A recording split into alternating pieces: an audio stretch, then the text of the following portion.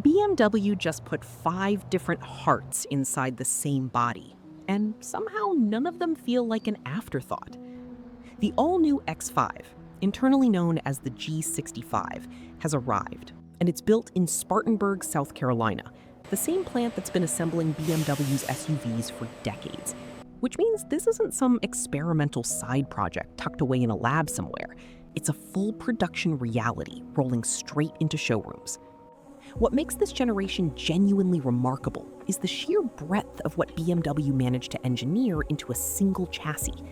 Because underneath that familiar silhouette sits a platform capable of running on gasoline, diesel, plug-in hybrid power, a fully electric setup, and even a hydrogen fuel cell system, all sharing the same fundamental architecture. Now, here's where it gets genuinely interesting from an engineering standpoint.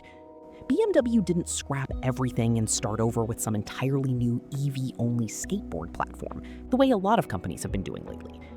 Instead, they took the CLAR architecture, the same bones that underpinned the outgoing X5, and they reworked it extensively to absorb a weight variance of roughly 600 kilograms between the lightest gasoline version and the heaviest all-electric iX5. Think about what that actually means for a moment, because designing suspension geometry, crash structures, and chassis rigidity that all have to perform correctly, whether the car weighs 2 tons or nearly 3 tons, is an extraordinarily difficult balancing act. And it's the kind of detail that rarely gets talked about, but says everything about the depth of engineering BMW poured into this thing. And speaking of that electric variant, the iX5 is set to become the heaviest production vehicle BMW has ever built, tipping the scales at just over 2,800 kilograms, which is close to 6,200 pounds.